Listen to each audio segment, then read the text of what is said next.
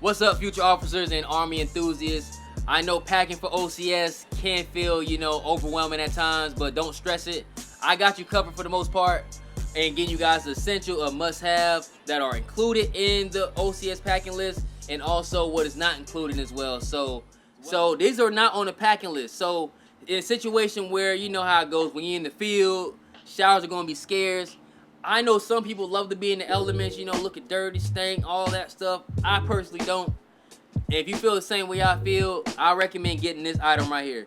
Get some rinse-free shower sponges. It's going to make the whole world of difference. You're going to get one of those. It's small. It's not heavy or anything. You can throw it in the ruck. And then once the day ends, you can get the sleep scissors, put it over. You can shower with that. And then you'll feel like you just took a fresh shower minus the hot water, cold water, however you do it. It's going to make a big difference. Speaking of cleanliness, highly recommend getting some antibacterial wipes. This enough said how it goes being in the field. You can wipe off sweaty skin.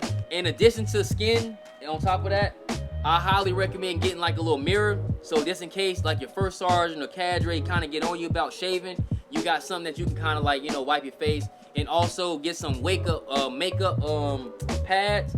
Because sometimes, depending on the company, they might make you wear your face paint. So you can kind of easily remove that stuff off. So it makes a whole world of difference. I also recommend getting these wisps, these little portable toothbrushes where you don't need toothpaste and stuff. You can brush teeth while you're in the field. Also, say if you getting used to eating the MREs and stuff, and it really upsets your stomach, and you got to use the porta potty, which sometimes can be very disgusting. I highly recommend getting these toilet seat covers. People joked on me about this until they complain about, oh, the toilet is dirty, porta potty, I had to stand up and poop, all that stuff. Get this, you'll be good to go. Trust me, people laugh at you when you get these, but you'll be on point with this. They sleep on this. Depending on your company, some are very heavy and enforce the weight requirement that you put in your ruck. Get one of these right here. So typically you can take your ruck, they'll have a scale that you can put your ruck on there, but you have one of these, you can stay in your room and you can just weigh how much your ruck is, so you can hit that your weight requirement. I think it's 35 pounds. And also, you don't have to carry it all the way across to the main office and carry it all the way back. So this is very convenient to have in your house. And also, this is for sticks. Get this tactical checklist. So if you are a combat challenge or tactically challenged, which is a lot of people, including myself at times, and you don't really know everything to do, this gives you a good checklist on what you need to do. So say if you want to learn how to evaluate a casualty, it'll have a checklist on what you need to do first. Clear the airways, check stop bleeding, cover and protect wound, and so forth. And it'll have all the situations, even for the stick lanes that you can have. It's very small, compact. You can put this in your pants, your OCP pockets, and then use it for references when you're about to do your stick lane, or if you're kind of confused on certain things. You can bring this out in the field with you. You can see I put this to a lot of great use. So you're gonna need 4 sets of OCPs or ACUs, however you want to spin it. If you guys are going through a particular body change, say you lost a lot of weight or gained a lot of weight, or if you're 09 Sierras coming from basic training, you do have the opportunity to exchange out 2 OCPs. However, that sounds great, but sometimes the civilians may be kind of sticklers and may not give you the true side that you want. So say if you was a medium or small and they gave you a large, civilians might give you a medium and stuff, so that may not be what you want. So here's what you'll do in this case.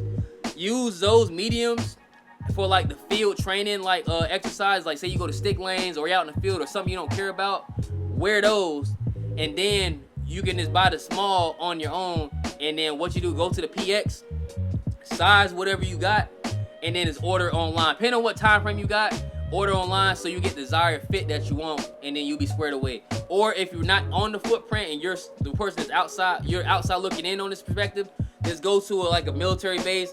They just have OCPs. You can just do the same exact thing. You can order at there, or you can order online, and then you'll be good to go. Also, the next important thing that goes under your OCPs is your TNTs. Now, you'll get the standard cotton blend.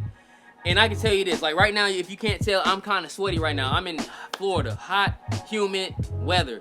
Georgia is no different, especially during the summertime around this period. And even in the cold, it's still very harsh weather. So what I recommend for you guys for TNTs, focus on the material. get some stretch, moisture, absorbing material, like almost like Under Armour type material, where you're not overly sweating out your shirts. So you're gonna be in a situation where you in a classroom, right? Like for history or whatever, where it's no AC in that bad boy and it's 90-something degrees. You're gonna have them fans blowing super hot, and when if they tell you to downgrade, you're gonna take your OCPs or ACUs off, and your whole entire shirt gonna be sweated out. You don't want to have that situation where you like that. And plus, in general, you're gonna be doing a lot of walking, not just physical stuff, but it's a lot of walking, like walking 50+ miles on land nav, you know, rucking, walking to DFAC, in general, walking around everywhere you go. So you want to make sure you have something that's not overly sweating out, and you gotta constantly like have to switch out t-shirts per day, because I used to have to switch out, like with cotton blend, I used to wear like 2 t-shirts a day, and that's tedious, having to wash everything. This, I just wear this one time, and this will get me straight for the whole rest of the day. Same applies for socks too.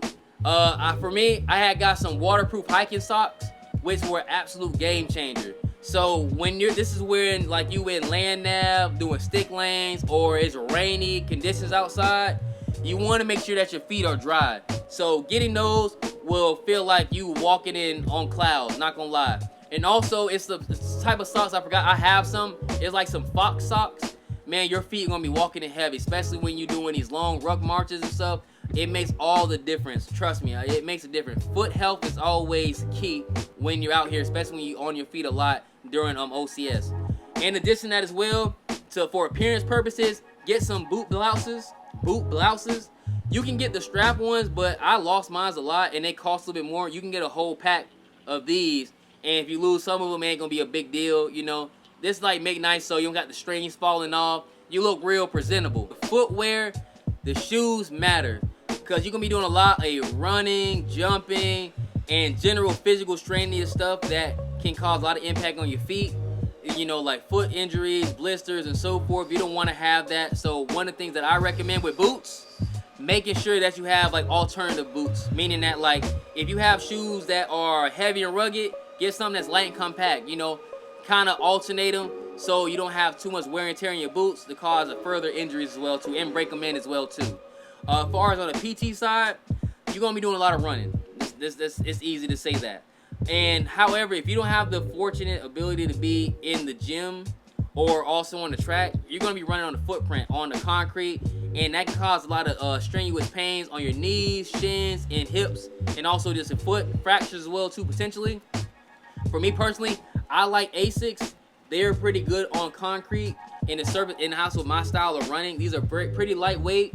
No, you don't have to get them this color. I'm just a very flashy person, but if you like them, that's great. If not, you can get black, white, or whatever, or unless the company says something otherwise. I didn't have any issues, but it is what it is. I highly recommend these. Very comfortable on your feet. But however, just get something that kind of works with your style, your running, but main thing, as long as they can withstand concrete and long distance running. Also too, you don't have to do this, but I did it. This is for like later on when you're not doing as strenuous work. I had got me an alternate camelback. You can still see I got the letterings on here too. This is good for if you have a lot of documents. So this is like this is more like later in the cycle, where it's like week 9, 10, where it's gonna be more classroom heavy. You gotta bring like your notebooks and stuff like that. You can put them all in here, and you don't gotta worry about it. You just hold less water in here, but this is very effective. It's like literally like a little mini book bag. Now let's talk about, you know, something that the Army won't emphasize on the packing list is hair and skincare. So this is mainly for like the melanin rich, you know, brothers and sisters. You already know what's going on. The staying sharp and making sure that your grooming is on point, because they really gonna get on y'all about the grooming. You already know how that goes. And also, a lot of the products that y'all might be wanting or need, it may not be in the PX, and if so, it may be. Try to dedicate this one for the females. I had to get assistance for this to see what you guys need, so bear with me with this. So you'll need some leave-in conditioner or detangler for like your braids, or if you want to maintain that natural look, or you have eccentric hairstyles. This essentially helps keep your hair manageable when you're in the field. Y'all should already know what it does for your hair. That'd be good for you guys. Also, edge control is very key, so they won't have this at the PX, or they have a limited amount. So I know y'all like to keep y'all edges slayed. Y'all already know how that goes. So you get the Eco Styler or the Design Essentials or whatever brands that give you that sleek look without the buildup. Y'all already know what that does for you. And also bring you like a little small mini brush so you can smooth everything out, because you're going to be doing a lot of sweating and very physically intense stuff as well too. Also, you know, get you a silk or a satin scarf, you know, protect your hair from the breakage. Y'all already know what that does when y'all go to sleep, especially in the field.